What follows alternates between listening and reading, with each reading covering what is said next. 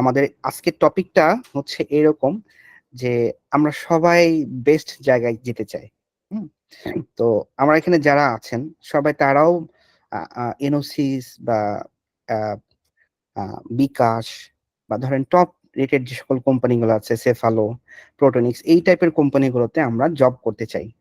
তো তারা কিভাবে নিজেকে এখন থেকে প্রিপেয়ার করবে এই জব পাওয়ার জন্য, যদি ভাই বলতেন ফ্রেশাররা। জি, আসলে এখানে অনেকগুলো অ্যাঙ্গেলই আছে। ফার্স্ট অফ অল, আমি আমি নিজে 2-3 ইয়ার্স, অলমোস্ট 2-3 ইয়ার্স এর মতো ধরে ইন্টারভিউ নিচ্ছি, হায়ার করতেছি। সো অ্যাজ অ্যান ইন্টারভিউয়ার আমাদেরও কিছু আসলে দেখা যায় যে আপসেটিং ব্যাপার থাকে বা ডিপ্রেশন ব্যাপার থাকে। আচ্ছা, ক্যান্ডিডেট এরকম হলে আরো ভালো হইতো, এই ক্যান্ডিডেট এই জিনিসটা পারলে we could have hire him or her. So definitely এখানে একটা গ্যাপ আছে যে আমরা কিরকম ক্যান্ডিডেট চাচ্ছি and how the candidates are preparing themselves. তো আমি আসলে এখানে তো বলার অনেক জিনিস আছে, আমি কিছু crack point kind of note down করে রেখেছি সো দ্যাট মোটামুটি একটা গো থ্রু করা যায়। সো আমি মানে স্ক্রিনটা শেয়ার দেই, হ্যাঁ, প্লিজ। তারপরে আই থিঙ্ক ডিসকাশনটা শুরু করি।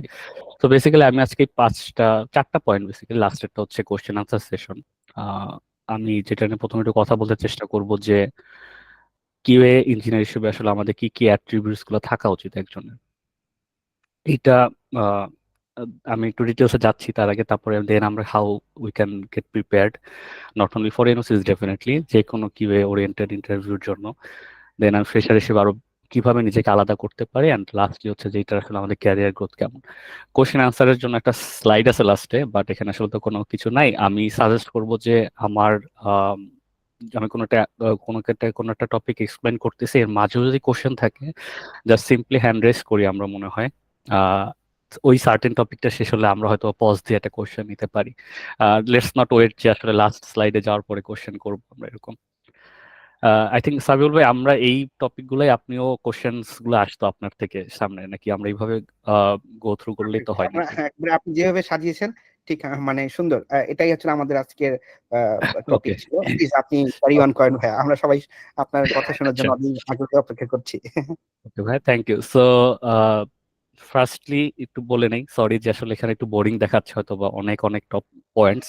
জাস্ট আমি আসলে প্রেজেন্ট করার জন্য স্লাইড করা না, জাস্ট আসলে এই কি ক্র্যাক পয়েন্ট গুলো আসলে একবার একটু টাচ করে যাওয়া উচিত যে কোনো ডিসকাশনের জন্য, এই জন্য আসলে এভাবে একটু নোট ডাউন করা। সো ফার্স্টে যেটা একটু বলি যে এই অ্যাট্রিবিউটস গুলো আসলে থাকা উচিত একজন কিউএ, একজন কিউএ হিসেবে যে কোনো একজনের আর কি, যদি এভাবে বলি। সো আমি যেটা একটু জোর দিব এখানে, এই পয়েন্টগুলো তো ডেফিনেটলি আমি এখন একটু ডিসকাস করব। তার আগে যে লেটস এখানে আমরা তো অনেক জয়েন করেছি মেম্বার, সো তারা ডেফিনেটলি চাচ্ছেন হয়তো কিউএতে ক্যারিয়ার গ্রো করার জন্য। তো আমি হয়তো সাজেস্ট করবো যে নিজেকে একটু সেলফ ইভালুয়েট করতে এই পয়েন্টস গুলাতে, যে আমার আসলেই এই অ্যাট্রিবিউটস গুলো আছে কিনা, অথবা আমি আসলে এই অ্যাট্রিবিউটস চাই কিনা নিজে একবারে করতে। এটা কারণ হচ্ছে আমরা অনেক এরকম কলিগস পাই বা মেম্বার্স পাই, যারা দেখা যায় যে আচ্ছা আমার একটা চাকরি লাগবে, তো চাকরির খাতিরে একটা চাকরি নিলাম, আচ্ছা বেতন টেতন আছে ভালো, এরকম একটা ব্যাপার। But QA is not for him or হার। তো আলটিমেটলি যেটা হয়, সে নিজে তো সাফার করেই লং টাইমের জন্য, and definitely surrounding team members বাকি যারা থাকে বা টিম বা ওই প্রজেক্ট, সেটাও কিন্তু স্ট্রাগল করে। সো এইটা একটু আমরা খেয়াল করি, সো দ্যাট আসলে আমরা বুঝি যে আহ, আমরা কিসের মধ্যে যেতে চাচ্ছি আসলে। আহ, ভয় ভয় দেখানোর জন্য বলতেছে না, বাট কাইন্ড অফ আমি একটু আই ওপেনার হিসেবে বলতে চাচ্ছি যে এখানে এই জিনিসগুলো কিন্তু আমাদের খেয়াল করতে হবে। কিছু কিছু জায়গায় কিউএ হিসেবে আমাদের কিন্তু আলাদা করে যে অন্য কোনো সফটওয়্যার ইঞ্জিনিয়ার বা যদি সফটওয়্যার ডেভেলপার বলি এই হিসেবে। ওকে, সো ফার্স্টে যেটা হচ্ছে একটু বলা আছে, এখানে একটা পয়েন্ট ছিল যে অ্যাটেনশন টু ডিটেলস। সো এটা খুব ইম্পর্টেন্ট এই কারণে যে আমাদের অনেক সময় হয়, এবং কিউএ টিম মেম্বারদের মধ্যে অনেক সময় এরকম হয় যে একই জিনিস হয়তো বা 2-3 জনে দেখলাম, বাট একজন হয়তো বা একটা প্রবলেম বের করলো। তো সে আসলে ওই ডিটেলস এর প্রতি অ্যাটেনশনটা দিয়েছে বলেই এটা সম্ভব হয়েছে। তো একটা কিন আই থাকা যে আমি যেই যে প্রোডাক্টটা ডেলিভার করতেছি বা যেই কাজটা, সরি, যেই কাজটা করতেছি এটাতে আমার একটা ওই লেভেল অফ অ্যাটেনশন আছে কিনা বা ওই ডিটেলসে আমি দেখতেছি কিনা। কিউএ ইজ নট সামথিং যে আমি খুব তাড়াহুড়া করে করে দিব। এটা এমন না যে আমি আসলে টেকনিক্যালি অনেক এক্সপার্ট অ্যান্ড আমি খুব তাড়াতাড়ি কোড করতে পারি, বা আমি 1 ঘন্টায় 200 300 লাইনস অফ কোর্স লিখতে পারি, বা আমি 1 ঘন্টায় 50 টেস্ট কেসেস লিখতে পারি। ঠিক আছে, these are definitely plus for any professionals, but Q এর ক্ষেত্রে যে কোনো জিনিসের ডিটেলসে অ্যাটেনশন থাকা খুবই জরুরি। তো দেখবেন এখানে অনেকগুলো পয়েন্টস আছে, আসলে কাউন্ট করা নাই, কিন্তু এইটা কিন্তু কাইন্ড অফ টপেই আছে। সো এটা খুবই ইম্পর্টেন্ট। সো অনেকেই আছি আমরা হয়তো বা যে একটু ভুলো না, বা আমার আসলে এরকম ভালো লাগে না তো খুঁটিনাটি দেখতে, বা একদম কি বলবো যে অক্ষর বাই অক্ষর যে দেখবো এটা আমার অত তো পছন্দ না হয়তো। সেক্ষেত্রে আইদার তার আসলে এই অ্যাট্রিবিউটটা, এই স্কিলটা গ্রো করা উচিত, অথবা তার আসলে ডিফারেন্ট কোনো জিনিস ভাবা উচিত। সো ডেফিনেটলি আমরা যেহেতু এখানে সবাই ইন্টারেস্টেড কিউ এর জন্য, আমি বলবো যে আমাদের সবার ইনশাল্লাহ এই জিনিসটা আছে, এই স্কিলটা, বাট এটা একটু ইমপ্রুভ করা। আরেকটা কথা একটু বলে রাখি, এই যে পয়েন্টস গুলো আমি বলতেছি, সো এইগুলাই আসলে কিন্তু আমরা এক্সপেক্ট করি একজন কিউএর থাকবে। কিছু কিছু অবস্থা থাকে, ফ্রেশার হিসেবে যদি বলি, কারণ ডেফিনেটলি আমরা তো প্রফেশনাল কাউকে হায়ার করতেছেন এখানে, যদি ফ্রেশার হিসেবে যারা জয়েন করতেছেন। দেন ডেফিনেটলি অ্যানালিটিক্যাল থিঙ্কিং, এটা অবশ্যই আমাদের সব সফটওয়্যার ইঞ্জিনিয়ারই দরকার হয়, কিউ এর ক্ষেত্রেও দরকার হয়। এইটার কারণ হচ্ছে আসলে আমাদের তো যে প্রবলেমগুলো আসলে আমরা সলভ করি ডেভ হিসেবে বা কিউ হিসেবে, ডেভ আর কিউ এ মিলেই তো অ্যাজ এ টিম একটা প্রবলেম আমরা সলভ করতেছি। সেক্ষেত্রে সব প্রবলেম, ম্যাক্সিমাম প্রবলেমই থাকে যে একটু কমপ্লেক্স, তো এগুলো ছোট ছোট ব্রেক ডাউন করে প্রবলেমসে ভাগ করা, দেন এই জিনিসগুলো আসলে কিভাবে কম্পোনেন্ট গুলো বানানো হয় অ্যান্ড ইন্টারেক্ট করে অ্যামং দেমসেলভস, এই জিনিসটা একটু বোঝা। এইটা বুঝলেই কিনা আপনি এজ কেস গুলো বের করতে পারবেন। তো তখন আসলে কিন্তু রিকোয়ারমেন্টের সাথে রিলেভেন্সি রেখে একটা প্রোডাক্ট ডেভেলপ করা সম্ভব। সেক্ষেত্রে একটু অ্যানালিটিক্যাল থিঙ্কিং এই জিনিসটা একটু প্র্যাকটিস করা উচিত। অ্যানালিটিক্যাল থিঙ্কিং মানে কিন্তু শুধু এটা না যে আচ্ছা ম্যাথমেটিক্স করলাম বা ম্যাথমেটিক্যাল প্রবলেম সলভ করলাম, any kind of analytical thinking এর কিন্তু বেশ কিছু আহ, কি বলবো যে অপশন আছে দেখার, গুগল সার্চ করলে ইজিলি পাবেন আপনারা। তো এটা definitely through out the career আসলে প্র্যাকটিসের উপর থাকা উচিত। মাসেল যেমন আমরা আসলে ডেভেলপ করি, সেক্ষেত্রে এইভাবে এইটা করলে আমাদের ব্রেনটা আসলে একটু ডেভেলপড হয় অ্যান্ড থিঙ্কিং ক্যাপাবিলিটিটা বাড়ে। আহ হয়তো বা একটু এরকম মনে হতে পারে যে স্ট্রং কমিউনিকেশন স্কিলটা এত উপরে কেন, কিন্তু এটা খুবই ইম্পর্টেন্ট এই ক্যারিয়ারের জন্য। কারণ কিউ হিসেবে আপনার আসলে সবার সাথে কমিউনিকেট করতে হবে। আপনি যদি প্রোডাক্ট টিম বলেন তার সাথে কমিউনিকেট করতে হবে, আপনি যদি প্রজেক্ট ম্যানেজমেন্ট টিম বলেন তার সাথে কমিউনিকেট করতে হবে, ডেভের সাথে তো করতেই হবে, এন্ড ডেভের সাথে কমিউনিকেশনে খুব কেয়ারফুলও থাকতে হয় অনেক সময়, তাই না? তো এটা হবেই যে আপনি বাগ পোস্ট করেছেন বা ডিফেক্ট পোস্ট করেছেন, সেটা ডেভ বলতেছে যে এটা বাগ না বা ডিফেক্ট না, দেয়ার মাইট বি সাম ডিবেটস, এবং এটা হবেই, কনফ্লিক্ট থাকবেই, কনফ্লিক্ট অফ আইডিয়াস থাকবেই। সেক্ষেত্রে আসলে আমি কিভাবে কমিউনিকেট করি, কিভাবে জিনিসটা আসলে তার সাথে লজিক্যালি কথা বলে দেন আসলে বুঝাই যে এটাই আমি এইভাবে চিন্তা করতেছি, বা আমি আহ, এই অ্যাঙ্গেলে জিনিসটার দিকে তাকাচ্ছি, বা আমার থট প্রসেসটা এমন ছিল। সেখানে ডেফিনেটলি কাউকে ইরিটেট করা যাবে না, কারোর প্রতি আসলে ডিসরেসপেক্টফুল হওয়া যাবে না, অ্যান্ড কমিউনিকেশনে খুব ক্রিস্টাল ক্লিয়ার থাকতে হবে for all the team members.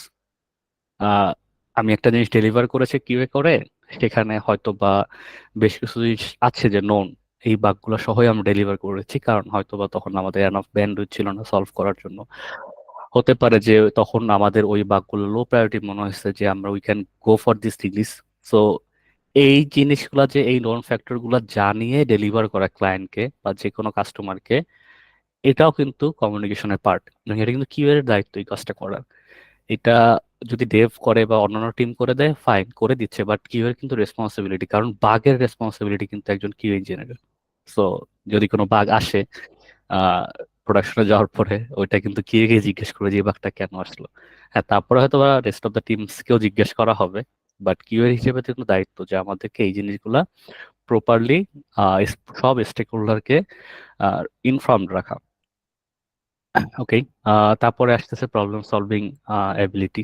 So problem solving ability আসলে কাইন্ড অফ এইভাবে যদি চিন্তা করেন যে আমি কোনো একটা ডিফেক্ট পেয়েছি, সো ফাইন, আমি তো ডিফেক্ট পোস্ট করবো, ঠিক আছে, বাট ডিফেক্টের রুট কজটা একটু বের করা। তার সাথে আহ তার সাথে আসলে রুট কজটা যদি আমরা বের করতে পারি বা কাছাকাছি যেতে পারি, ওটার সাথে রিলেটেড অন্যান্য বাগ থাকতে পারে, অন্যান্য ডিফেক্ট থাকতে পারে, বা অন্যান্য হয়তো বা ইমপ্যাক্টেড মডিউলস আছে ওই সেম অ্যাপ্লিকেশনে, যেগুলো আসলে কিনা আমরা এক্সপোজ করতে পারবো। তো একজন আছে অনেক হার্ড ওয়ার্ক করলো, 8 আওয়ার্স অফ টেস্ট করলো, আর অনেকজন আছে আরেকজন আছে স্মার্ট ওয়ার্ক করে আসলে 8 আওয়ার্স অফই টেস্ট করলো, বাট তার টেস্টিং কিন্তু বেটার হবে যদি সে আসলে এইভাবে ইন্টার রিলেটেড কম্পোনেন্ট গুলো বের করে বাগের কোরে রুট কজে গিয়ে আলটিমেটলি একটা একটা একটা কি বলবো, একটা ওভারঅল টেস্ট কভারেজটা দিতে পারে। আর প্রবলেম সলভিং অ্যাবিলিটিটা যদি একটু ভালো থাকে, তাহলে কিন্তু এমনও হয় যে আমি এটা কোনো ডিফেক্ট পেয়েছি, এটা কোনো ব্লকার না হয়, যদি এটা কোনো ওয়ার্ক অ্যারাউন্ড থাকে, ওয়ার্ক অ্যারাউন্ডটা বের করে আমি টেস্টটা সামনে আগাতে পারি। সেক্ষেত্রেও এটা অনেক বড় হেল্প হয় যে আমি আসলে আমার কাজটাকে ব্লক করে রাখলাম। সো প্রবলেম সলভিং অ্যাবিলিটি আসলে সব প্রফেশনে মোটামুটি দরকার হয়। সো কি এর ক্ষেত্রে আসলে দরকার, এটাই জাস্ট একটু বলা এখানে। আহ, তারপরে হচ্ছে অ্যাডাপ্টিবিলিটি অ্যান্ড ফ্লেক্সিবিলিটি। সো এখানে ব্যাপারটা হচ্ছে এরকম যে আহ, আমাদের কি বলবো, যেমন এখন আমরা আসলে অনেকে জাভা সেলেনিয়াম এইসবে কাজ করতেছি বা অনেক অটোমেশন টুলে কাজ করতেছি। ফিউ ইয়ার্স আগে আসলে হয়তো বা এগুলো বাংলাদেশে এতটা আম, কি বলবো, এগুলাতে এক্সপিরিয়েন্সড অনেক লোক এরকম ছিল এরকম আসলে না। সো এরকম টুলস আসতে থাকবে, এবং সামনে আসলে নতুন টুল আসবে। আমাদের এপিআই টেস্ট করার জন্য ডিফারেন্ট ডিফারেন্ট টুল আসতেছে আসে। আমাদের লোড টেস্টের জন্য অনেক ধরনের টুল আছে সামনে। আমাদের সিকিউরিটি টেস্টিং এর জন্য কিছু জিনিস আমাদের কিছু টুলস আসবে, আছে অলরেডি। অ্যান্ড আরেকটা জিনিস টেস্ট করি আমরা ইদানিং, যেটা হচ্ছে যে অ্যাক্সেসিবিলিটি টেস্ট। এটা ম্যানুয়ালি করা একটু ডিফিকাল্ট। সো এটার জন্য আসলে টুলস আছে। টুলসে গেল পার্টি গেল, প্রসেস কিন্তু চেঞ্জ হয় প্রায়ই আমাদের। কোর প্রসেস হয়তো বা সেম থাকে, বাট আমাদের তো আসলে অনেক ধরনের প্রসেসই আসে। আহ বিভিন্ন ধরনের ডিভাইস আসবে। সো এই জিনিসগুলো আসলে কেন বলতেছি, এগুলা কিন্তু চেঞ্জ হইতে থাকে। আহ যেটাই আমি বলি না কেন, এগুলো আসলে এরা নিজেরা ইভলভ হয়। সো এই যে ইভলভ হচ্ছে কোন একটা জিনিস, বা আমাদের টুলস বলেন, প্রসেস বলেন, বা অন্যান্য ডিভাইসেস যদিও বলি, ম্যাথোডোলজিস বলি, সেখানে আমাদের কি হয়েছে কিন্তু আমাদের খুব ফ্লেক্সিবল হইতে হবে এবং আমরা অ্যাডাপ্ট করে নিতে পারি যেন, এইটা একটু এনশিওর করতে হবে। তাহলে আসলে আমরা একটু বেটার কি হইতে পারবো, এবং আমরা যদি এই প্রফেশনে ঢুকিও আমরা স্ট্যাক হয়ে যাব না। আর যেগুলা সেলফ এক্সপ্লানেটরি, ওই টপিক গুলো আমি আসলে বেশি ডিসক্রাইব করতেছি না। কিউরিসিটি অ্যান্ড লার্নিং মাইন্ডসেট, এটা আমরা বুঝতেছি সবাই কি মিন করতেছে। এটা একটু দরকার কি এর জন্য বেশি, কারণ হচ্ছে কেউ যদি আসলে ওইরকম কিউরিয়াস না হয়, ইটস ডিফিকাল্ট আসলে তার জন্য কোনটা রিকোয়ারমেন্টের ব্লাইন্ড স্পট বের করা, বা কোন একটা রিকোয়ারমেন্টের লুপ হোল বের করা। বা অনেক সময় এমনই হয় যে রিকোয়ারমেন্ট কমপ্লিটই নাই। সো ডেভেলপারদেরকে দেখবেন যে নর্মালি এরকম করে, যাচ্ছে কোনো একটা প্রবলেম পাইছে, আচ্ছা ওকে ফাইন, তাড়াতাড়ি সলভ করে দিই আমি এটা। ডেভেলপারদেরকেও কি আমাদের রিকোয়ারমেন্ট অ্যানালাইসিস করতে হয় ফর শিওর। বাট তারা কিন্তু দেখা যায় যে ইনকমপ্লিট রিকোয়ারমেন্ট যে সবসময় আইডেন্টিফাই করতে পারে নেসেসারি না, কিউএ হিসেবে কিন্তু এটা খুবই দরকার। কারণ এটা ডেভেলপ হওয়ার আগেই কিন্তু আপনি টেস্ট প্ল্যান রেডি করে ফেলতে হবে যে আমি কিভাবে কিভাবে টেস্ট করবো। সো ইনকমপ্লিট রিকোয়ারমেন্ট থাকলেও সেটা প্রোডাক্ট টিম থেকে কোশ্চেন করে বুঝে নিতে হবে এটা আসলে কিভাবে রিকোয়ারমেন্টটা কমপ্লিট হবে। আরেকটা জিনিস, যেহেতু এই পয়েন্টে আসছি আমরা, রিকোয়ারমেন্ট অ্যানালাইসিস এর কিন্তু মাইন্ডসেট একটু ডিফারেন্ট কিউএ আর ডেভের প্রতি। আপনি যদি ডেভেলপার হিসেবে একটা রিকোয়ারমেন্ট অ্যানালিসিস করেন, তখন কিন্তু আপনার চিন্তাটা থাকবে এরকম যে আচ্ছা এই রিকোয়ারমেন্ট আমি জিনিস ভাবি তো কিভাবে ডেভেলপ করব, আচ্ছা এই জিনিসটা আমি কিভাবে বানাবো, কোন কোন লাইব্রেরি লাগতে পারে, আচ্ছা এটা কোন আর্কিটেকচারে করলে ভালো হয়, এই সব জিনিস কিন্তু সে প্রথমে চিন্তা করবে, এবং এটাই স্বাভাবিক, তার চিন্তা করতে হবে তার প্রফেশন অনুযায়ী। বাট কিউ হিসেবে কিন্তু আমার এটা চিন্তা করব, চিন্তা আমি করব না। আমি চিন্তা করব কি আসলে, ওকে ফাইন, এইটা রিকমেন্ড, এটা আমি তাহলে কিভাবে এই জিনিসটা ব্রেক হইতে পারে, কিভাবে এই জিনিসটা নষ্ট হইতে পারে, কিভাবে এই জিনিসটার প্রবলেম ক্রিয়েট হবে, কিভাবে এই অ্যাপ্লিকেশনটা ইউজ করলে, বা কিভাবে আসলে এই জিনিসটাকে অ্যাটাক করলে এটা প্রবলেম ক্রিয়েট করবে। সো আলটিমেটলি আমি কিভাবে টেস্ট করবো এটাই আমি ভাবতেছি হয়তো। কিন্তু যদি ইন নাটশেল চিন্তা করেন যে ডেভ ভাবতেছে আমি কি জিনিসটা কিভাবে বানাবো, আর কি ভাবতেছে আমি কিভাবে জিনিসটা ভাঙবো, নেগেটিভ সেন্স মনে হচ্ছে হয়তো বা কিভাবে যে একটু চিন্তা করে এইভাবে। বাট এটাই আসলে আমাদের ক্যারিয়ার, আমাদের কি বলবো, পার্ট অফ আওয়ার জব। হ্যাঁ, so এইভাবে একটু চিন্তা করা। ওকে, বিভিন্ন ধরনের টেস্টিং ম্যাথোডোলজি আসলে নলেজ থাকা উচিত, অ্যাকচুয়াল নলেজ। আমাদের ইন্টারভিউর সময় এরকম অনেক সময় হয়, আমরা যখন জিজ্ঞেস করি তখন দেখা যায় যে তারা একদমই থিওরিটিক্যাল মুখস্থ বলে দিচ্ছে যে আচ্ছা রিগ্রেশন টেস্ট মানে ওইটা, ফাংশনাল টেস্ট মানে ওইটা, ম্যানুয়াল টেস্ট মানে ওইটা, আমি এক্সপ্লোরেটরি টেস্ট বলতে ওইটা বুঝি। সো তারপরে যখন আমি আসলে আমরা সিনারিও বলি আচ্ছা বলেন তো এরকম একটা অ্যাপ্লিকেশন, এটা আপনি কিভাবে টেস্ট করেন বা এটা কি করবো, তখন আমরা দেখা যায় অনেক সময় আনসারটা পাই না।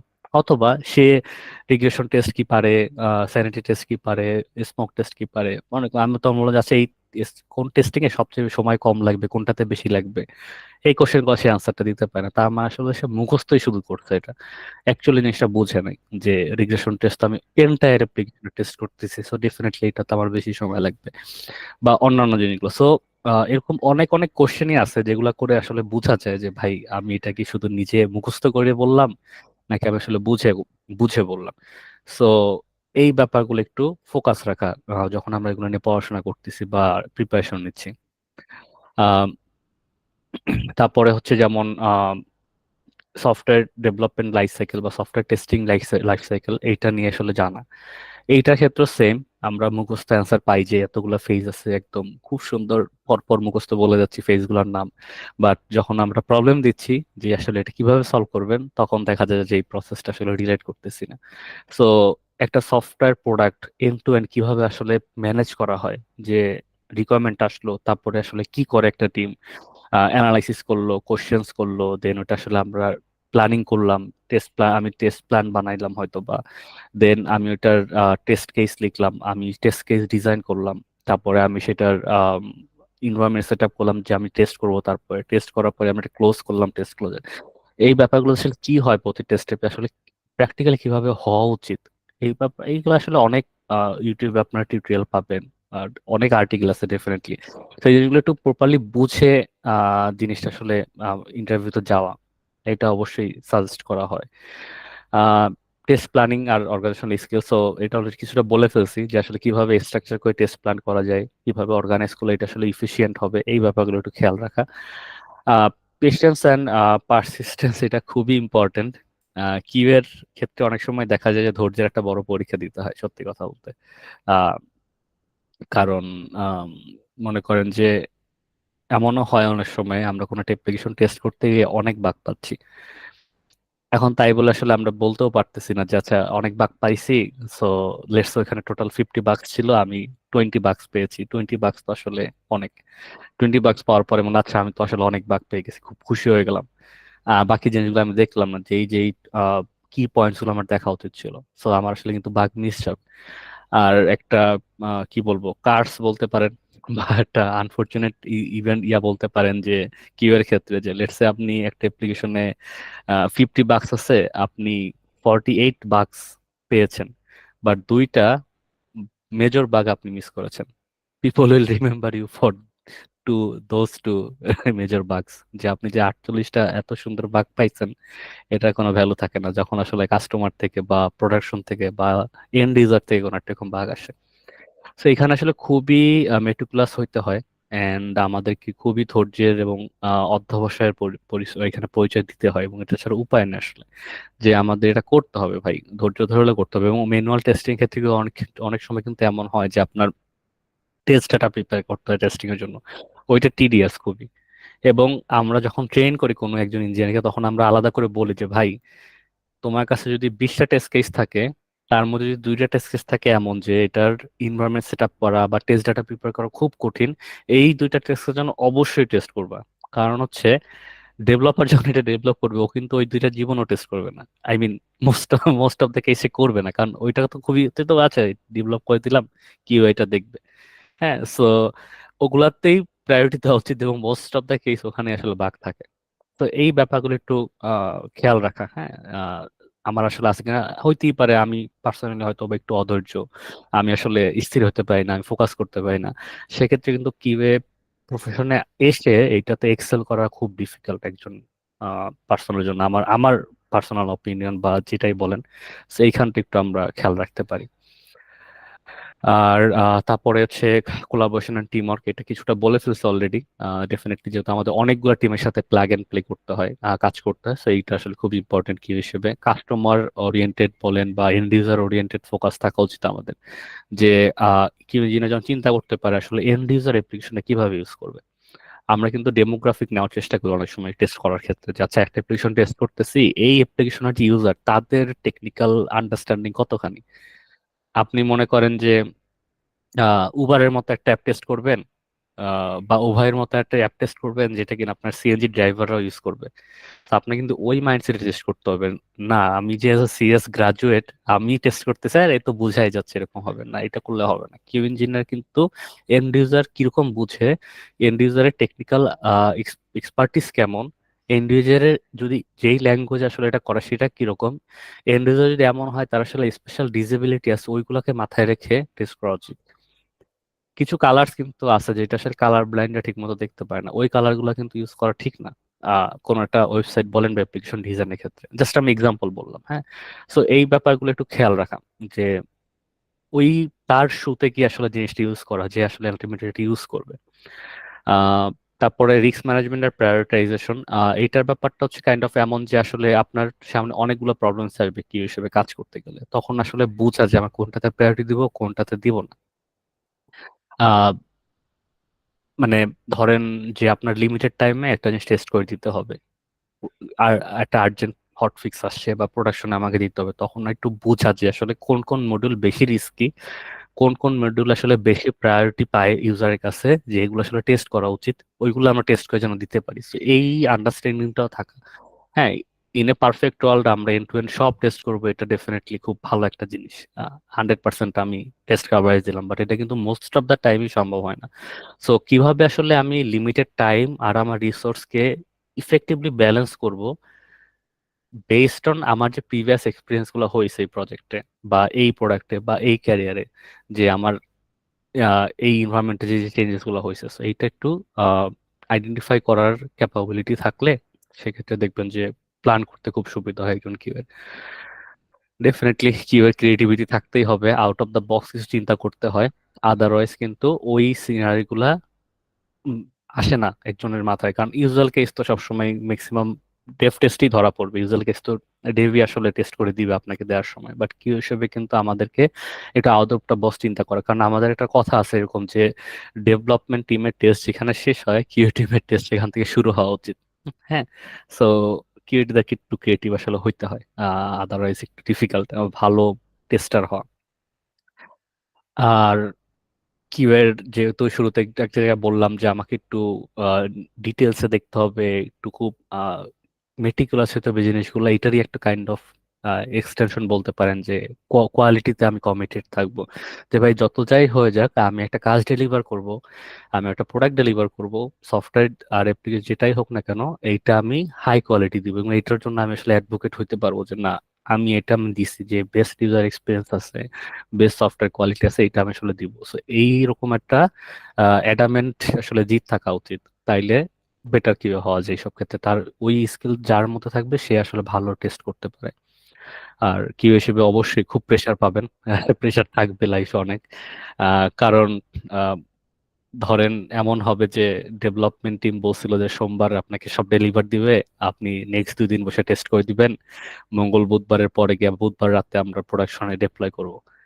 তো যতবারই আসলে ডিলে হবে দেখবেন যে ডেভেলপমেন্ট টিম সোমবার দিতে পারবে না, ওইটা হয়তো মঙ্গলবার হাফ ডে তে গিয়ে দিছে, এন্ড আপনাকে ফোর্স করা হবে যে এই 1.5 ডেজ এর মধ্যে এটা সব টেস্ট করে দিয়ে দিতে হবে এখন, কারণ আমাকে ডেলিভারি ডেটটা আমি চেঞ্জ করতে পারতেছি না, এমন একটা সিচুয়েশন। তো এরকম প্রেশার আসবে, অনেক ডেডলাইন্স থাকে যেগুলো আসলে প্রবলেম হচ্ছে এটা যে আপনি যদি ওই টেস্টিং লাইফ সাইকেল বলেন বা সফটওয়্যার ডেভেলপমেন্ট লাইফ সাইকেল দেখেন, আমাদের কিউএর পার্টটা কিন্তু সবার লাস্টে আসতেছে। তো শুরুতে যারা যারা ছোট ছোট যাই ডিলে করে বা যাই যাই প্রবলেম করবে না কেন, সেটার একটা ডোমিনো ইফেক্ট আসলে ক্যাসকেড ইফেক্ট আমাদের উপরেই পড়ে। সো তখন দেখা যায় অনেক প্রেশার ফেস করতে হয়। সো ওই প্রেশার, আন্ডার প্রেশার আসলে কাজ করা এবং আন্ডার প্রেশারে অ্যাকুরেট টাস্ক ডেলিভার দেওয়া কিন্তু খুবই চ্যালেঞ্জিং একটা ব্যাপার।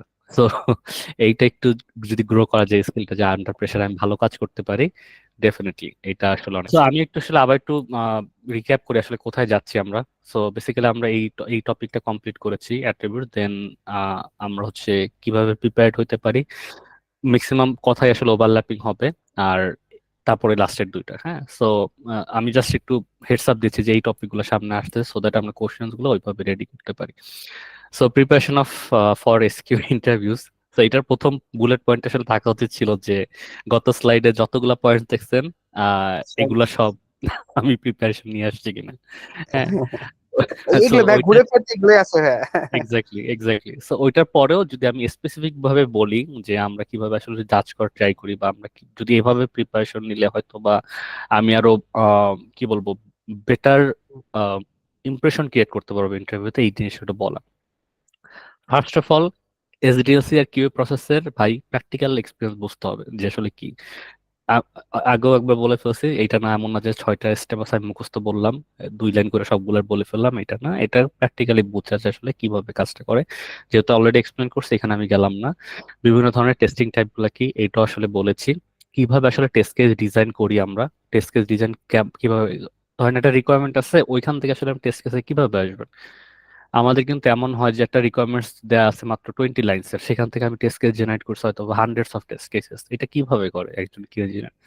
আপনি একজন ডেভেলপমেন্ট টিমকে দেখায় দেখলে বলুন সে আকাশ থেকে ওরে ভাই কি করছে এটা, কিভাবে সম্ভব? So, এই ব্যাপারটা কিভাবে যায়, তাই না? আমার অনেক ধরনের কম্বিনেশন থাকতে পারে, অনেক ধরনের ডিপেন্ডেন্সি থাকতে পারে একই জায়গায়, একই পেজে বা একই ফাংশন ইনভোক করার কিন্তু 4-5টা ওয়ে থাকতে পারে। তো ওই 4-5টা ওয়ে আমি টেস্ট করতেছি কিনা, সেগুলো আসলে টেস্টিং টাইপের মধ্যে আপনার টেস্ট কেস ডিজাইনের মধ্যে, মানে একটা লজিক্যাল রিজনিং এ যদি আপনি ব্রাঞ্চ ধরেন, প্রতিটা ব্রাঞ্চেই যেন আমি কেস লিখি, আমি বাউন্ডারি টেস্ট করতেছি কিনা।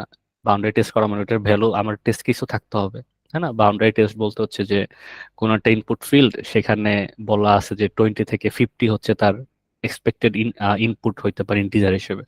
সো আমি তো 20 দিব, তারপর 19 দিব, 18 দিব, আমি আবার 50 দিব, 50/51, 53 এগুলো দেবো, মাঝখানে কয়েকটাও দিব, তাই না? এখানে তো ডেফিনেটলি আমি সবগুলা দিয়ে টেস্ট করতে পারবো না, কারণ এত ছোট তার রেঞ্জ থাকে না, এক্সপেক্টেড রেঞ্জ থাকবে যেমন হয়তো বা 1 থেকে 1 বিলিয়ন। আমি তো প্রতিটা ইনপুট দিয়ে দেখবো না, ক্যান্ডিডেট ইনপুট গুলো নিয়ে দেখা, বাউন্ডারি ভ্যালু গুলো টেস্ট করা।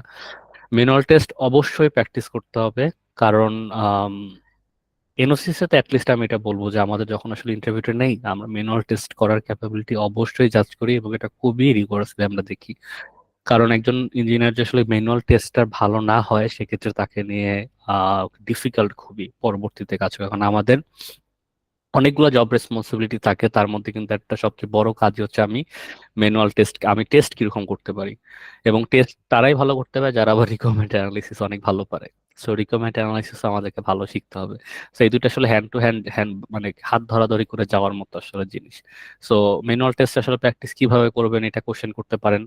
সো এটারও আসলে অনেক ধরনের ডেফিনেটলি আপনারা ইউটিউবে অনেক টিউটোরিয়ালস পাবেন, আর্টিকেলস আছে সেখানে দেখা। বাট হ্যান্ডস অন যে কোনো, আপনি জাস্ট টেস্ট সাইট লিখে সার্চ করেন, ডেমো অ্যাপ্লিকেশন টু টেস্ট লিখে গুগল সার্চ করেন, পাবেন। সেগুলো আপনি টেস্ট করেন যেভাবে করা যায়, টেস্ট কেসেস এক্সাম্পল দেখার ট্রাই করেন, সেগুলা দিয়ে আমরা একটু অ্যাটাক করি জিনিসটা কিভাবে টেস্ট হয়। আপনি যে কোনো একটা, আপনার ডেফিনেটলি ডেফিনেটলি প্রজেক্ট বানাইছেন আপনাদের আন্ডার গ্রাডের সময়। সো আন্ডার গ্রাডের প্রজেক্ট গুলাতে তো অবশ্যই বাগস আছে, এবং অনেক বাগ আছে, এটা আপনারাই জানেন। ওগুলাই নিজেরটা নিজের টেস্ট করেন, বা আমার যেমন ওই কোর্সের জন্য করা হয়েছিল যে অন্য গ্রুপেরটা আমি টেস্ট করেছিলাম, ওরকম টেস্ট করতে পারেন, অনেক বাগ পাবেন। তো এই বাগগুলো আসলে কিভাবে আমি আসলে আহ মানে কি বলবো যে এক্সপোজ করলাম, এই ব্যাপারগুলো একটু প্র্যাকটিস করা, কিভাবে বাগ হয়, এন্ড যখন আসলে বাগ আসে বা ডিফেক্ট আসে, সেগুলো আসলে কিভাবে ট্র্যাক করা যায়, ডেফিনেটলি বাগ কিভাবে রিপোর্ট করে, এই জিনিসটা আমাদের জানা থাকা উচিত এসকিউ হিসেবে। সো ইন্টারভিউতে দেখা যায় এগুলো নিয়ে আমরা কোশ্চেন করি, সরি, এবং এটা ম্যানেজ কিভাবে করি, বাগের ক্ষেত্রে প্রায়োরিটি সেট করা হয়। সো বাগ অ্যাডভোকেসি করার ক্ষেত্রে আমি আসলে কিভাবে বাগ অ্যাডভোকেসি করবো, হইতে পারে এটা প্রোডাক্ট টিমের সাথে, হইতে পারে এটা ডেভ টিমের সাথে। প্রোডাক্ট টিমের সাথে যে হয় না এমন না। ধরেন একটা বাগ আছে, ডেভ বলছে এটা তত ইম্পর্টেন্ট বাগ না, এটা আমরা এখন ফিক্স না করি, এটা সমস্যা নেই, এটা ছাড়াও তো কাজ করা যাচ্ছে। প্রোডাক্ট টিমও হয়তো বা ওকে ফাইন, ডেভ বলছে এটা করি, কিন্তু কারণ ওরা তো আসলে একটা বাগ ফিক্স করা মানে তার একটা কস্ট আছে, এখানে তার খরচ হবে। ডেভ কাজ করবে, আওয়ার্স দিবে, কিউএ কাজ করবে, আওয়ার্স দিবে। বাট কিউএ হিসেবে যদি আমি আসলে বুঝি যে এটা আসলে ফিক্স করা দরকার, তখন প্রোডাক্ট টিমকে কিন্তু অনেক সময় আমরা মনিটারি পার্সপেক্টিভে বোঝানোর চেষ্টা করি যে দেখো ভাই, কথার কথা আমি জাস্ট এক্সাম্পল দিচ্ছি যে এই বাগটা যদি তুমি এখন ফিক্স করো, তোমার এখন লেটস সে 1,000 টাকা খরচ হবে। কিন্তু তুমি যদি এই বাগটা যদি ফিক্স না করো, এবং দেয়ার ইজ এ 10% চান্স যে তোমার প্রতিদিন লেটস সে 100 টাকা করে লস হবে কাস্টমার থেকে, মানে তুমি লস করবা। তো এটা যদি কোনোখানে 1 মাস ধরে ক্যারি ফরওয়ার্ড হয় এবং দ্যার ইজ তার মানে তোমার 10% চান্স যে তুমি 1 মাসেই প্রায় 3,000 টাকার মতো তোমার লস হবে, এবং তারপর যদি আগাও তাহলে তো আরো বাড়বে। সো ও তখন কিন্তু আচ্ছা না, আমি পরে আমি 1 মাসে 3,000 টাকা লস করার থেকে আমি 1,000 টাকা দিয়ে ফিক্স করে ফেলি। জাস্ট একটা এক্সাম্পল, মানে এই যে অ্যাগেইন বললাম না যে কিভাবে আসলে একটু কমিউনিকেশনে কি বলবো একটু ডাইনামিক হওয়া উচিত, এই ব্যাপারটা এইভাবে বুঝতে পারেন যে আসলে কাকে কিভাবে বললে সে জিনিসটাতে বুঝবে, যে কনভিন্সড হবে যে কাজটা আসলে করা উচিত। কারণ আমি কিন্তু অ্যাডামেন্ট আমার আসলে একটা প্রোডাকশন, আমার একটা প্রোডাক্ট ডেলিভার করতে হবে, খুব কোয়ালিটি থাকতে হবে। তো এইটার জন্য আমার যা যা করতে হবে আমার এগুলো করা উচিত, এবং আমার ওইভাবেই প্রফেশনালি জিনিসগুলো আসলে বাকিদের সাথে কমিউনিকেট করা। তো এইটা একটু খেয়াল করি, এই পয়েন্টটা আমার কাছে খুব ইম্পর্টেন্ট লাগে যে সফটওয়্যার অ্যাপ্লিকেশনে বিভিন্ন সার্ভিস বা লেয়ার্স থেকে এগুলো কিভাবে কমিউনিকেট করে। এটা দেখা যায় আমাদের ম্যাক্সিমাম ইন্টারভিউ দিতে যারা আছে তাদের মধ্যে আমরা এটা পাই না। যখনই পাই না তখনই আসলে বোঝা যায় তারা আন্ডারগ্রেডে খুব একটা টেকনিক্যাল কাজ করে নাই, প্রজেক্টে কাজ করে নাই, হয়তো বা ছিল 3 জন 5 জনের গ্রুপে, হয়তো বা শুধু রিপোর্ট প্রিপেয়ার করছে লাস্টে। তো তখন কি আসলে তারা ধরা খেয়ে যায় এইগুলাতে। এটা মানে হচ্ছে যে আসলে হ্যান্ডসাম একটা সফটওয়্যার বানাইছে সে কিন্তু জানে আমাকে ফ্রন্ট এন্ড, লেটস যদি ওয়েব অ্যাপ্লিকেশনের কথা বলি, আমাকে ফ্রন্ট এন্ড ডেভেলপ করা লাগছে, দেন আমাকে ডাটাবেস ডিজাইন করতে হয়েছে, এন্ড ডাটাবেস আর ফ্রন্টের মধ্যে আমি কমিউনিকেশনের হয়তো এপিআই বানানো লাগছে। সেগুলো আসলে কিভাবে কমিউনিকেট করে একে অপরের সাথে, হইতে পারে আমার আসলে মাইক্রো সার্ভিস লাগে আমার প্রজেক্টের জন্য। তো এই নলেজ গুলা থাকা খুব ইম্পর্টেন্ট। কারণ ফ্রন্ট এন্ড থেকে টেস্ট করতেছি আমি কোন একটা ফিল্ডে, হাইয়েস্ট 20 ক্যারেক্টার্স ইনপুট দেওয়া যায়। 20 ক্যারেক্টার্স এর পরে 21 নাম্বার ক্যারেক্টার টাইপ করলে মানে কিছু লেখাই আসে না। সো ফাইন, হয়ে গেল আমার 20 ক্যারেক্টার, আমি শুধু দিতে পারতেছি না। কিন্তু এটা যে এপিআইটা আসলে যায়, যে এপিআইটা আসলে এক্সিকিউট হয় এই ডাটাটা সেভ করার জন্য, ওখানে কিন্তু আপনার কি হিসেবে টেস্ট করার দায়িত্ব যে আচ্ছা আমি দেখি তো এপিআই তে আমি বেশি ক্যারেক্টার দিতে পারি কিনা, এপিআই আটকায় কিনা আমাকে যে ভাই তুমি 20 ক্যারেক্টার্সের বেশি দিয়ে দিচ্ছ, এটা আমি সেভ করতে পারবো না। কারণ ফ্রন্ট এন্ড মানে বাইপাস করে কোন একটা রিকোয়েস্ট পাঠানো কিন্তু এমন কঠিন কোনো কাজ না। আচ্ছা ফাইন, সো দেখলেন যে এখন হয়তো বা আপনার এপিআই বলতেছে যে না 20 ক্যারেক্টার্সের বেশি ইনপুট দেওয়া যাচ্ছে না, ইরোর দেখাচ্ছে বা একটা বলতেছে পারবো না এর বেশি। এপিআই যে ইরোরটা দেখাচ্ছে সেটাও কিন্তু আপনার এপিআই এর যে ডিজাইন করা এখানে ইফ এলস এ লেখা থাকতেই পারে। তো তারপরে আমাদের আসলে টার্গেটটা কি, আমি ডেটা বেজে দেখবো কি হয়। ডেটা বেজে দেখি তো আমি কোয়েরি লিখে ইনসার্ট করতে পারি কিনা 20 ক্যারেক্টার্স এর বেশি, ওইখানে আসলে কি ওই কনস্ট্যান্টটা কি ইমপ্লিমেন্ট করেছে ডেভেলপার, এটা কিন্তু দেখা আমাদের দায়িত্ব। কারণ দেখেন, ওখানে যদি কেউ কোয়েরি লিখে 20 ক্যারেক্টার্স এর বেশি ইনপুট দিয়ে ফেলে কোনোভাবে ভুলে হোক বা যেভাবে হোক, এবং পরবর্তীতে ওইটা আপনি ধরেন অ্যাপ্লিকেশনে আপনি ভিউ করতেছেন ফ্রন্ট এন্ডে, ওখানে কিন্তু হইতেই পারে যে জায়গায় ঢুক আপনি 20 ক্যারেক্টার বেশি দিলে এটা ব্রেক করবে, তো ব্রেক করলো। এটা জাস্ট আমি বললাম জাস্ট সিম্পল একটা টেক্সট ইনপুটের ক্ষেত্রে। এখন মনে করেন এটা যদি কোনো অ্যাকাউন্টিং সফটওয়্যার যেখানে আসলে এই ভ্যালুটা হইতে হবে ইন্টিজার, এন্ড ওই ভ্যালুর সাথে আসলে মনিটারি পার্সপেক্টিভ জড়িত, এরকম ধরনের জন্য একটা চেঞ্জ আমি লিমিটে বাইরে দিচ্ছি, পুরো সিস্টেম ধসে যাবে। ঠিক আছে, সো এই ব্যাপারগুলো বোঝা, so এই ব্যাপারগুলো আমি তখনই বুঝতে পারবো যে কিভাবে প্রতিটা লেয়ারে আসলে একটা সফটওয়্যার সিস্টেম কাজ করে। হ্যাঁ, ওকে। তারপরে প্রবলেম সলভিং, ক্রিটিক্যাল থিঙ্কিং, এটা নিয়ে আসলে আমি আর না বলি, অলরেডি ডিসকাস করে ফেলেছি আগের স্লাইডে। প্রজেক্ট ম্যানেজমেন্ট কনসেপ্টগুলো একটু জানা থাকা উচিত। এটা ডেফিনেটলি এমন না যে আমরা খুবই আম, মানে চাই যে থাকতেই হবে, জানতেই হবে, বাট এটা জানলে নাইস টু হ্যাভ। এইটা থাকলে ভালো যে আমি জানি অ্যাজাইল কিভাবে কাজ করে, অ্যাজাইল স্ক্রাম আসলে কিভাবে কাজ করে, স্ক্রাম আসলে কি কি ইভেন্টস থাকতে পারে, অন্যান্য প্রজেক্ট ম্যানেজমেন্ট মেথডোলজি কি, বা এই প্রজেক্ট ম্যানেজমেন্ট আসলে দরকারটা কি। ভাই কাজ আসছে, আমি তো আন্ডারগ্রেডে প্রজেক্ট করছি, বলছে স্যার এটা করছে, আমি করছি করে দিয়ে দিছি, আমাদের দরকার কেন এটা করার। So এই ব্যাপারগুলো একটু কোর কনসেপচুয়ালি জানলে এটা অবশ্যই এটা বেটার ইমপ্রেশন ক্রিয়েট করবে।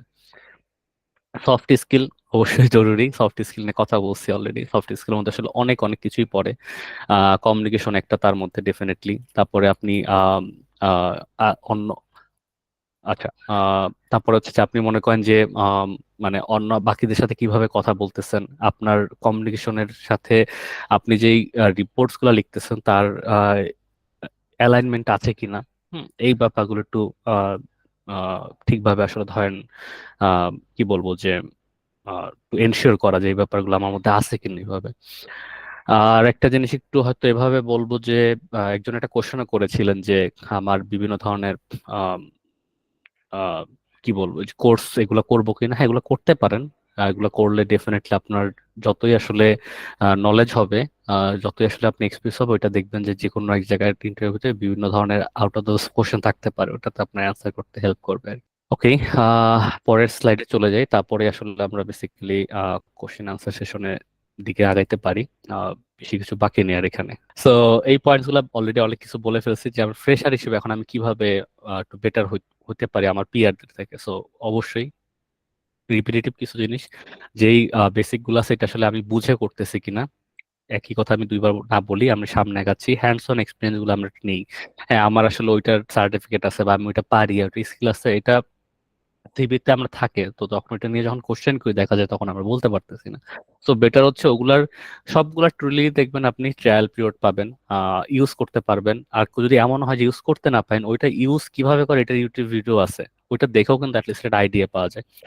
আমরা বিভিন্ন অটোমেশন টুল নিয়ে দেখে রাখতে পারি, যে সেলেনিয়াম, যে টেস্ট এনজি, সাইপ্রেস নিয়ে কাজ করছে অনেকে হয়তো, বা বাগ ট্র্যাকিং টুল বা প্রজেক্ট ম্যানেজমেন্ট টুল, জিরা আছে, বাগজিলা, রেডমাইন, এগুলো খুবই কমন, খুবই পপুলার। ক্লিকআপ আছে।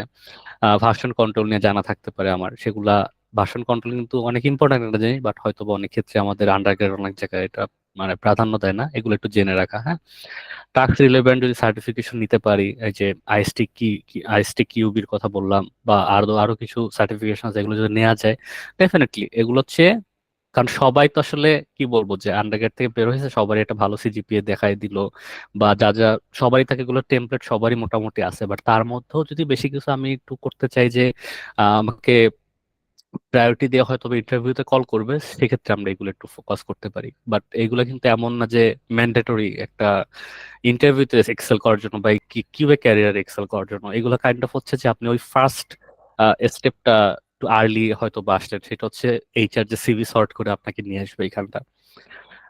পার্সোনাল প্রজেক্টে কাজ করা এবং কাজ করে সেগুলো ডেফিনেটলি গিটে রাখা, ওটা সিভিতে রাখা, সো দ্যাট এটা আপনার সিভি যে আসলে রিভিউ করতেছে এটা দেখতে পারে যে আচ্ছা দেখি তো সে কি প্রজেক্টে কাজ করছে। বিভিন্ন ধরনের স্ক্রিপ্টিং, কোডিং বেসিক গুলো ক্লিয়ার থাকা উচিত। অ্যাজাইল আর ডেভঅপস এর আইডিয়া থাকলে খুবই ভালো। Problem solving test, critical thinking এর কথা বলছি। বিভিন্ন ধরনের নেটওয়ার্কিং করা, মিট আপসে যাওয়া, ওয়েবিনারে যাওয়া, এইটা তো অলরেডি তো আপনার আগাই গেছেন, আপনার তো যেহেতু আজকে ওয়েবিনারে জয়েন করেছেন এখানে। তো এগুলো হেল্প করে ডেফিনেটলি, দেখবেন যে আপনি কখন যে কোন কোশ্চেন করবে বলা যায় না, তো এখান থেকে দেখা যায় যে অনেক ধরনের আইডিয়া নিয়ে অ্যান্সার করা যায়। সিভিটা একটু কাস্টমাইজ করা, নট দ্যাট যে আসলে একজনের আছে সেখান থেকে কপি করে নিলাম।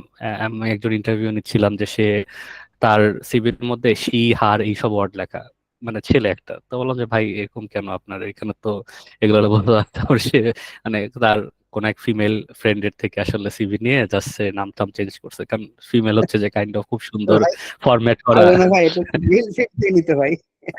হ্যাঁ, খুব ফরম্যাট, মানে স্বাভাবিকভাবে দেখা যায় মেয়ের খুব সুন্দর সিভি বানাচ্ছে, ওটা দেখে আছে এটা তো খুব সুন্দর, এটা নি।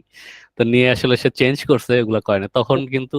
স্বাভাবিকভাবে আমার কোশ্চেন ছিল যে ভাই তাহলে তোমার আপনি যে স্কিল গুলা লিখছেন, এই স্কিল কপি করার এগুলো আপনি নিজে পারেন বলেন তো? সো এগুলা না করা বেটার। আমি মানে আমি নিজে একটা জিনিস আসলে চাচ্ছি, এটুকু জন্য একটু কষ্ট তো করাই উচিত, তাই না? So not that copy paste করে ফেললাম। তো এটা একটু কাস্টমাইজ করলে ভালো, এটা ডেফিনেটলি আপনি আলাদা থাকবেন বাকিদের থেকে। আহ ইন্টারভিউর জন্য একটু ভালো মতো প্রিপারেশন নেওয়া, true passion and creativity show করা। ট্রু বলতে ভাই আমি আসলেই চাচ্ছি এটা, কারণ আপনি যদি আসলে if are not honest to your self যে আমি আসলে কি হইতে এখানে ভালো করতে চাই বা কি এটা আমার ক্যারিয়ার হিসেবে ভালো লাগে, আপনি এটা এই অভিনয়টা বেশি দিন করতে পারবেন না। মানে মানে most like on other relationships we have in our life. So যেটা আমি করবো আসলে যদি আপনি মন থেকেই করেন, এটা definitely will pay you lot more with time goes on. So এটা একটু দেখা, আর অ্যাডাপ্টিবিলিটি আর লার্নিং অ্যাজিলিটির কথা যেটা আগে বলছি, এগুলো একটু এমফাসাইজ করা। আর লাস্টলি, ক্যারিয়ার গ্রোথ অপরচুনিটি আসলে আপনারা সবাই জানেন এখানে। আম, বাংলাদেশে কমনলি আমি দেখছি যে কিউএ ম্যানেজার বা কিউএ টেস্ট আর্কিটেক্ট পর্যন্ত যায়, এরকম দেখা যায়। কারণ হয়তো ডেফিনেটলি আমাদের কিউএ কমিউনিটি এখনো এমন না যে অনেক বছরের পুরাতন, এই জন্য হয়তো বা ওই উপরের এখনো কি বলবো যে রোলস গুলো এখন হয়তো বা তৈরি হয় নাই। বাট এটা হবে হয়তো বা ইনশাল্লাহ। সো যেমন আমাদের এখানে জুনিয়র কিউ হিসেবে জয়েন করে কিউ ইঞ্জিনিয়ার হয়, সিনিয়র কিউ ইঞ্জিনিয়ার হয়, তারপরে এসডিইটির কথা আমরা শুনছি অনেক, সফটওয়্যার ডেভেলপমেন্ট ইঞ্জিনিয়ারিং, টেস্টিং বা অটোমেশন ইঞ্জিনিয়ার, তারা একটু সেপারেট থাকে হয়তো বা অনেক ক্ষেত্রেই। অনেক অনেকে প্রতিষ্ঠানে আর কি আলাদাভাবে তাদেরকে রোল দেওয়া হয়। QA lead engineer, lead Q engineer বা কিউএ লিড, তারপরে তার কিউএ ম্যানেজার, টেস্ট আর্কিটেক্ট, তারা বেসিক্যালি হচ্ছে স্ট্র্যাটেজি গুলো একটু বেশি ফোকাস থাকে। আহ, তারপরে তার ম্যানেজার্সদের উপরে দেখা যায় Q director, head of Q হইতে পারেন, ভাইস প্রেসিডেন্টও হইতে পারে। আমাদের এই রুলস গুলো এখনো তৈরি হয় নাই, বাট অন্যান্য দেশে আছে আর কি। বিভিন্ন স্পেশালাইজ টেস্টিং রোল থাকতে পারে আপনার, যেমন আমি ভালো পারফরমেন্স টেস্টার, আমি ভালো সিকিউরিটি টেস্টার, বা এরকম ধরনের অনেক অনেক ধরনের আসলে আম, মানে স্পেশালাইজ, সেগুলো আসলে কাইন্ড অফ অন্য রোলের সাথে ডিরেক্ট যায় না। আর কিউএ হওয়ার একটা সুবিধা হচ্ছে আপনার যখন একটা ভালো টাইম এক্সপিরিয়েন্স হয়ে গেছে, ভালো আন্ডারস্ট্যান্ডিং হয়ে গেছে এই সফটওয়্যার ইন্ডাস্ট্রির, তখন আপনি ইজিলি প্রোডাক্ট ম্যানেজমেন্ট বা বিজনেস অ্যানালিস্টে চলে যেতে পারবেন। কারণ ওই যে বললাম, কিউএ কিন্তু রিকোয়ারমেন্ট অ্যানালাইসিসে খুব ভালো হইতে হবে, ওটার ছাড়া কোনো অপশন নাই। এবং ইনকমপ্লিট রিকোয়ারমেন্টও তাকে বুঝে নিয়ে কমপ্লিট করায় নিয়ে তারপরে কাজ করতে হয়। তো যে ইঞ্জিনিয়ার ধরেন 10 বছর 20 বছর এই কাজটা করছে, তো সে কিন্তু রিকোয়ারমেন্ট কিভাবে বানানো হয়, রিকোয়ারমেন্ট কিভাবে জেনারেট করা উচিত, রিকোয়ারমেন্ট কিভাবে ডিফাইন করতে হয়, আয়রন আউট করতে হয়, এটা জানে। তো তারা কিন্তু খুব ভ্যালুয়েবল রিসোর্স হয় প্রোডাক্ট ম্যানেজমেন্ট অথবা বিজনেস অ্যানালিস্ট হিসেবে।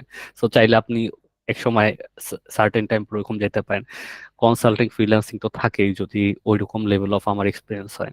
যেটা গল্প আছে না, যে আপনার একজন এসে একটা ফ্যাক্টরিতে জাস্ট 2 ঘন্টা ধরে দেখলো কোথায় কি সমস্যা, কোনো একটা জায়গায় জাস্ট দুইটা হাতুড়ির বাড়ি দিছে, প্রবলেম সলভ হয়ে গেছে। সো এটার জন্য সে 1 লাখ টাকা বিল করছে, বলছে যে এত টাকা আমি দুইটা হাতুড়ির বাড়ি তো দিছে শুধু। তো তার রেসপন্স ছিল এরকম যে, এটা আসলে এমন না যে আমি জাস্ট দুইটা হাতুড়ির বাড়ি দিচ্ছি, এটা হচ্ছে যে আমি যা বের করতে পারছি যে কোথায় অ্যাকচুয়ালি দুইটা হাতুড়ির বাড়ি দিতে। তো এটা ডেফিনেটলি এক্সপিরিয়েন্স ম্যাটার্স, তাই না?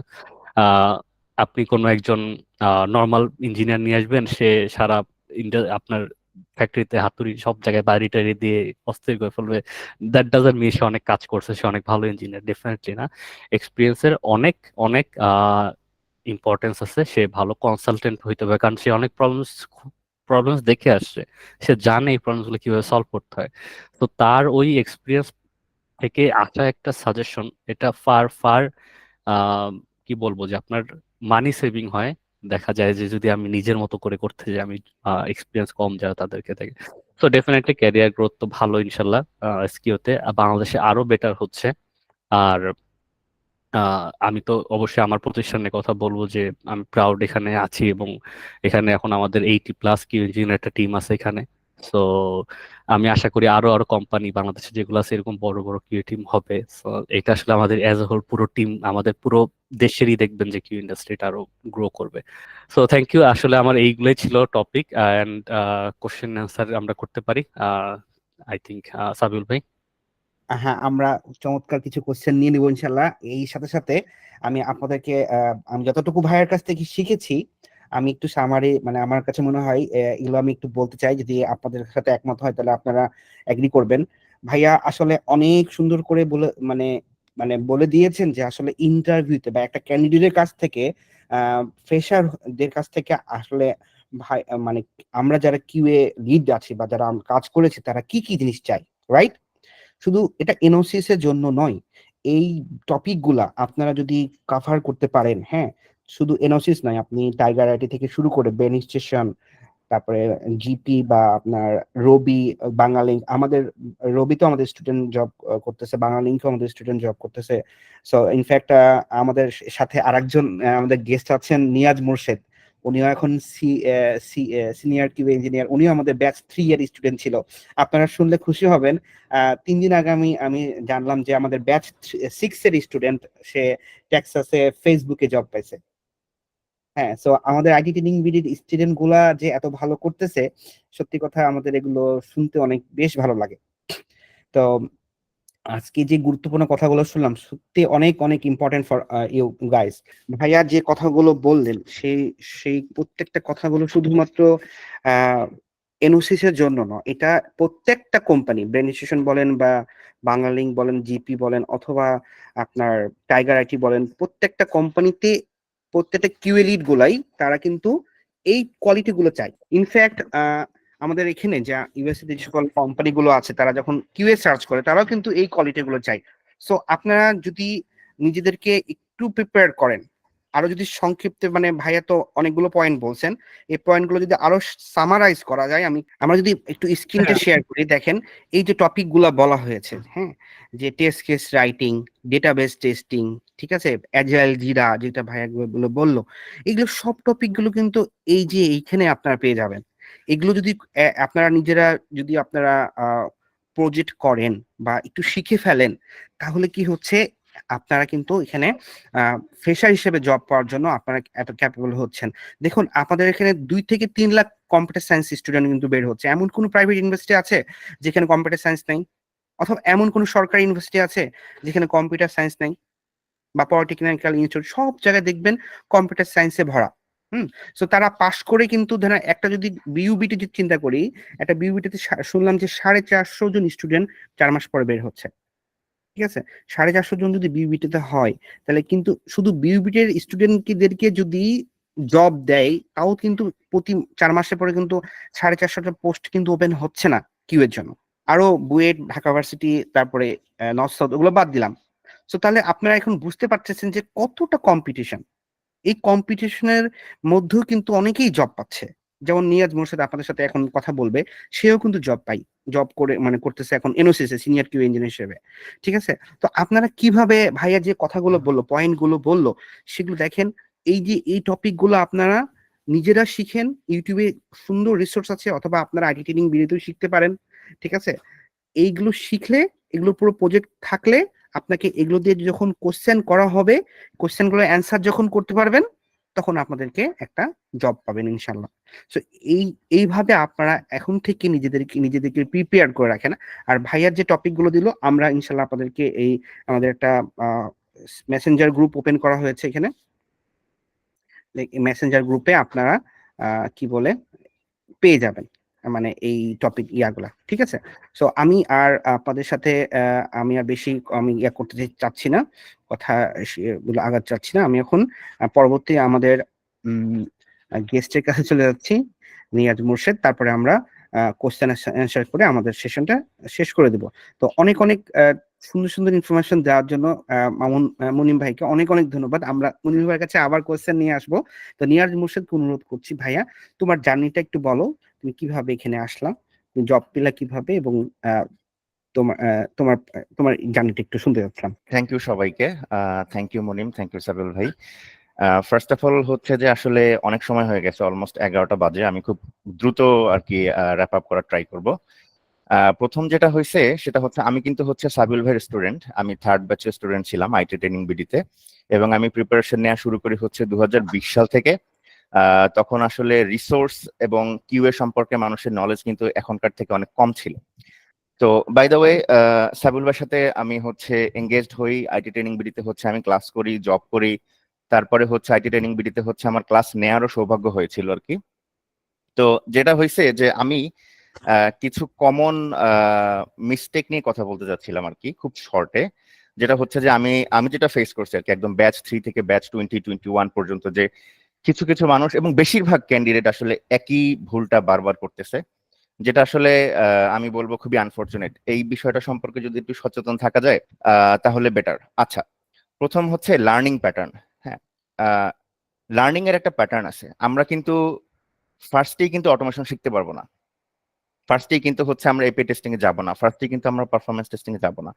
আমি অনেককে দেখছি যে হচ্ছে লাইক যে কোনো একটা ইনস্টিটিউশনে ভর্তি হয়েছে, কিংবা হচ্ছে যে একটা অনলাইন রিসোর্স থেকে প্রিপারেশন নিচ্ছেন, তিনি হচ্ছে দেখা যাচ্ছে যে 5টা টেস্ট কেসও লেখেননি, কিন্তু বলতেছেন যে ভাই আমি হচ্ছে যে লাইক আমি অটোমেশন করতেছি। তো আমি জিজ্ঞেস করলাম যে আপনি অটোমেশনটা করতেছেন কোথায়, মানে আমি অটোমেশনটা কেন করব? সো আলটিমেটলি কিন্তু কোনো অ্যান্সার নাই। হ্যাঁ, সো লার্নিং এর একটা প্যাটার্ন আছে। ফার্স্ট অফ অল হচ্ছে আমি ম্যানুয়াল টেস্টিং, আমাদের চিফ গেস্ট যেটা অলরেডি বলছেন যে এসডিএলসি, এসটিএলসি, আরো অনেকগুলো টপিকের কথা বলছেন, এই বিষয়গুলো সম্পর্কে আগে একটু অবগত হয়ে তারপরে হচ্ছে আমার অন্তত পক্ষে 5টা বা 10টা টেস্ট কেস চেকলিস্ট প্রিপারেশন করে আমার বাগ রিপোর্টটা কিভাবে করতে হয়, তারপরে আমি যাব হচ্ছে এপিআই টেস্টিং এ।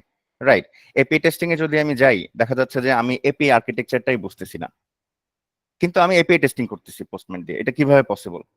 সো আর্কিটেকচারটাকে বুঝতে হবে, তারপরে হচ্ছে আমি এক্সিকিউশনে যাব, তারপরে পারফরমেন্স, তারপরে হচ্ছে ডেটাবেস এবং অটোমেশন যে আমরা শিখবো। হ্যাঁ, অটোমেশন শেখার আগে আমাদেরকে কোর ল্যাঙ্গুয়েজ শেখাটা একটু জরুরি। অটোমেশন তো একটা ফ্রেমওয়ার্ক দিয়ে করা যায়, সেটা হতে পারে সেলেনিয়াম, সেটা হতে পারে প্লেরাইট কিংবা জাভাস্ক্রিপ্ট। কিন্তু আমি যদি হচ্ছে কোর ল্যাঙ্গুয়েজটা না জানি, আমি যদি অবজেক্ট ওরিয়েন্টেড প্রোগ্রামিংটা না বুঝি, আমি আসলে কিভাবে অটোমেট করব? একটা ব্রাউজার ওপেন করে দিয়ে যদি হচ্ছে যে আমরা লগ ইন পেজটা হচ্ছে অটোমেট করে বলি যে আমি অটোমেশন পারি, এটা আসলে পরবর্তীতে একটা আত্মঘাতী ব্যাপার স্যাপার হয়ে যাবে আর কি। তারপরে হচ্ছে আমরা এপি অটোমেশন শিখতে পারি, মোবাইল অটোমেশন, দেন হচ্ছে আমরা সিআইসিডি ইন্টিগ্রেশন। সো লার্নিং প্যাটার্নটাতে সবার একটু ভুল থাকে। আমরা হচ্ছে 3-4টা ক্লাস কিংবা হচ্ছে যে একটু অল্প সময় ম্যানুয়াল টেস্টিং এ দেওয়ার পরে হচ্ছে আমরা সিভিটাকে একটু হাইলাইট করার জন্য অটোমেশন প্রজেক্ট গুলো নিয়ে আসতে চাই, কিন্তু আলটিমেটলি এটা পরবর্তীতে খুব একটা ভালো কাজে দেয় না। সেকেন্ড পয়েন্টটা হচ্ছে কনসিস্টেন্সি ইন লার্নিং। হ্যাঁ, আমি একদম আমার নিজের চোখে দেখা, ফর এক্সাম্পল আমাদের ফার্স্ট ক্লাসে হচ্ছে 70 স্টুডেন্টস হয়েছে, কথার কথা। এরপর আস্তে আস্তে আস্তে আস্তে ডিক্রিজ হচ্ছে। যখন হচ্ছে জাভা শেখানো হচ্ছে, তখন দেখলাম যে যে সেই 70 স্টুডেন্ট এখন নেমে হচ্ছে 20 স্টুডেন্টে চলে আসছে। যখন হচ্ছে যে অ্যাসাইনমেন্ট সাবমিট করা হচ্ছে, মানে অ্যাসাইনমেন্টের কথা বলা হচ্ছে, যখন সাবমিট করার ডে আসছে, তখন হচ্ছে দেখা যাচ্ছে 10 জনও সাবমিট করে নেই। সো আলটিমেটলি আমরা আগ্রহটা হারাই ফেলতেছি এবং কনসিস্টেন্সি থাকে না। আমি ফার্স্ট ডেতে যে পরিমাণ ইন্সপায়ার্ড ছিলাম, আমি যদি লাস্ট ডেতে সেই পরিমাণ ইন্সপায়ার্ড থাকতাম, তাহলে কিন্তু আমার অনেক অনেক বেটার হইতো এবং আমার কিন্তু এরকম সিচুয়েশন হইতো না যে ইন্টারভিউতে গিয়ে আমি হচ্ছে অ্যান্সার দিতে পারতেছি না। লিস্ট আমি কিছু শিখে বের হইতে পারতাম। আচ্ছা, আর 3 নাম্বার পয়েন্ট যেটা হচ্ছে, যেটা আমাদের চিফ গেস্ট অলরেডি বলছেন, যে ফোকাস অন প্র্যাকটিক্যাল। ঠিক আছে, আমি অনেকে দেখছি যে থিওরিটিক্যাল পড়ে বা থিওরিটিক্যাল সম্পর্কে জানে, কোশ্চেন অ্যান্সার করতে পারতেছে, বাট একটা টেস্ট কেস প্রপার ওয়েতে লিখতে পারতেছে না। সো এটা একটা বিশাল সমস্যা। আর 4 নাম্বার পয়েন্ট হচ্ছে খুবই ইম্পর্টেন্ট একটা পয়েন্ট। সাবিল ভাই, আপনার হয়তো মনে আছে যে থার্ড ব্যাচে যখন হচ্ছে আমরা একটা সিভি ফরম্যাট দিলাম, এখন দেখা যাচ্ছে যে অলমোস্ট এভরিওয়ান ওই সেম ফরম্যাটটা কপি পেস্ট করে ফেলছে। সো আলটিমেটলি একটা কোম্পানিতে যখন 20 জন অ্যাপ্লাই করতেছে, হ্যাঁ, দেখা যাইতেছে যে 20 জনের মধ্যে 18 জনেরই সেম ফরম্যাটের সিভি। আমি কন্টেন্টের কথা বাদ দিলাম, ফরম্যাটটা সেম। সো আমরা একটু ডিফারেন্ট ফরম্যাটে করা ট্রাই করি এবং চেষ্টা করি হচ্ছে যে লাইক আর 10 জন যেভাবে সিভি বানাইছে কিংবা যে স্যাম্পলটা আমাকে দেওয়া হয়েছে হুবহু ওইটা আমরা কপি না করি, এতে পরবর্তীতে গিয়ে হচ্ছে প্রবলেমে পড়তে হয়। আচ্ছা, আর একটা পয়েন্ট আসলে খুব জরুরি, খুব জরুরি, মানে এটা এটা আপনারা কে কিভাবে নিবেন আমি জানি না, বাট এটা দিন শেষে একটা বড় পার্থক্য করে দেয়। সেটা হচ্ছে আমার একটা জব লাগবে এজন্য আমি শিখতেছি, আর একটা হচ্ছে যে আমি আসলে শিখতে চাই তাই শিখতেছি। এটা দিন শেষে আসলে অনেক বড় একটা পার্থক্য করে দেয়। হ্যাঁ, কারণ স্পেসিফিক, মানে আমার শুধু জবই দরকার, আমার ইন্টারেস্ট লাগবে না, আমার কিছু লাগবে না, so I have some crisis, so I need a job. So তখন দেখা যায় যে অনেক লুপ হোল তৈরি হয় শেখার মধ্যে। কিন্তু কেউ যদি প্রপার ওয়েতে শিখতে চায় কিংবা আগ্রহ নিয়ে শিখতে চায়, তখন কিন্তু তার শেখাটা আসলে খুবই ডিটেইলড হয়।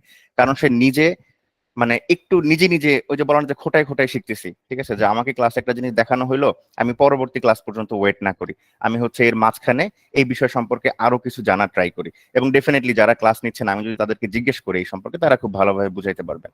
সো এই মাইন্ডসেটটা তৈরি করা যে জব ইনশাল্লাহ আমরা সবাই একদিন করব, কেউ তো সারা জীবন জবলেস থাকবে না কিংবা ফ্রেশার থাকবে না, কিন্তু আমি হচ্ছে শুধুমাত্র জবের জন্য না শিখি, মানে শেখার জন্য শিখি। এটা হচ্ছে আমার কথা। এই জিনিসগুলো যদি একটু মাথায় রাখা যায়, আসলে আমি মনে করি যে আমাদের জন্য অনেক উপকার হবে আর কি। আমার পক্ষ থেকে এতটুকুই বলার ছিল। আপনার